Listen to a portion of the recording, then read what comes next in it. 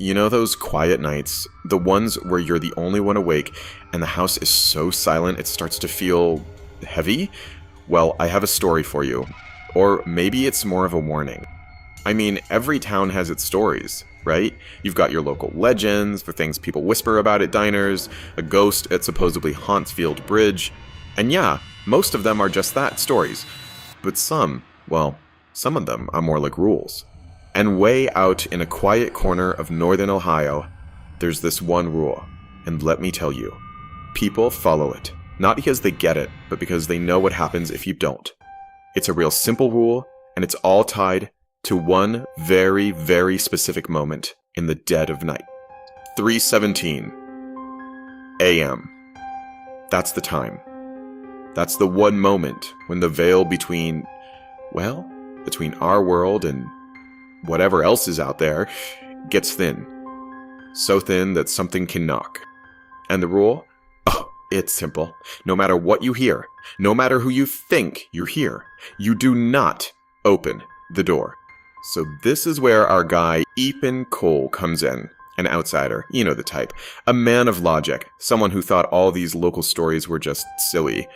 He just moved into this cheap rental on the edge of town, hoping for some peace and quiet.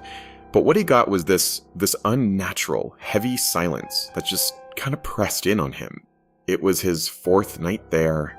He just wakes up. For no reason at all, just wide awake.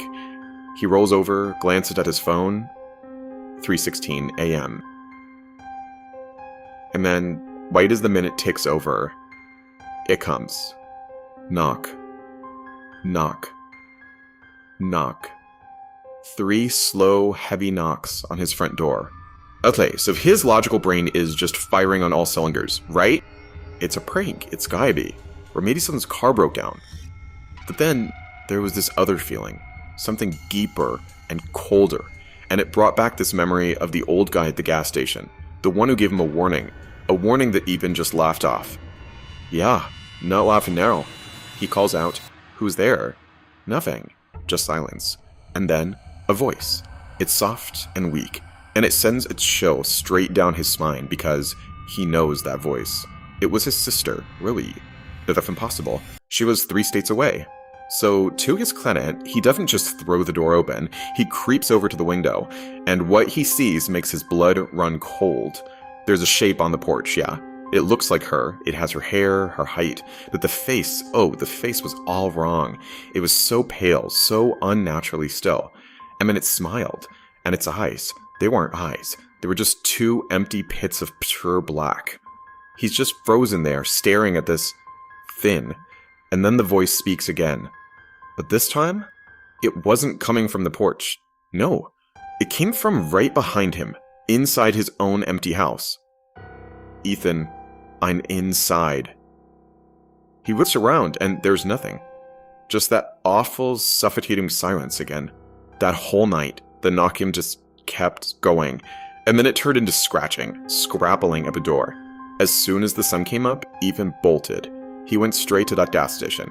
The old man took one look at him, and he knew. He knew Ethan hadn't opened the door, but he also knew it didn't matter anymore.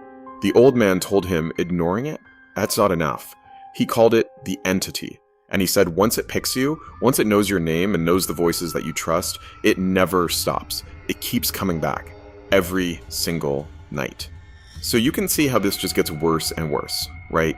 The very next night, night 5, it changed tactics. It wasn't 3 knocks at the front door anymore, it was just 1. A single, soft tap on his bedroom door. And then came the whisper. A sound that just seemed to slide right through the wood. It wasn't even trying to sound like his sister anymore. This voice was something else entirely, and its message was absolutely chilling. I'm not outside anymore. And then Ethan just had to watch, totally frozen in terror, as his bedroom doorknob slowly, silently began to turn. It felt like an eternity before the turning stopped. The silence crashed back in. And even, he's just desperate at this point. He has to know if he's going crazy. So he gets up, walks to the door, takes a deep breath, and he opens it. And the whole way, it was completely empty. You can just imagine the relief, right? He must have thought, okay, it was just in my head. But it wasn't in his head. See, the thing about these old rules, these town legends, they always have an ending, and Ethan had just walked right into his. He turns away from that empty hallway, back into his room, and that's when he saw it. Scrawled on the wall, right about his bed, written in something dark and still wet, were 3 simple words. You opened it. It was a technicality, wasn't it? He never opened the front door. No, but he had just opened his bedroom door. He had invited it in, and that was it. That was the last time anyone ever saw Ethan Cole. So when the police finally came to check on him, they found the house completely empty. No sign of a break-in, nothing forced. But they did find one thing that just didn't make sense. There were these deep, frantic scratch marks all over the inside of the front door, like someone had been desperately trying to get out. That house is still empty, sits there at the edge of town. But the locals say, some nights if you drive past, you can still hear it. 3 slow knocks. And a voice that sounds exactly like someone you love, begging you to please just open the door. So, what's the takeaway here? Why am I telling you this? Because maybe this isn't just a story about some small town in Ohio. Maybe these rules apply to anyone who finds themselves alone in a quiet house on a very dark night. So I want you to remember this. Remember the rule. If you're ever awake in the dead of night and that knock comes at exactly 3:17 a.m., and if the voice on the other side sounds like someone you know, someone you trust, I want you to remember Ethan Cole. Remember the man who opened the wrong door. And for the love of God, whatever you do, do not open the door.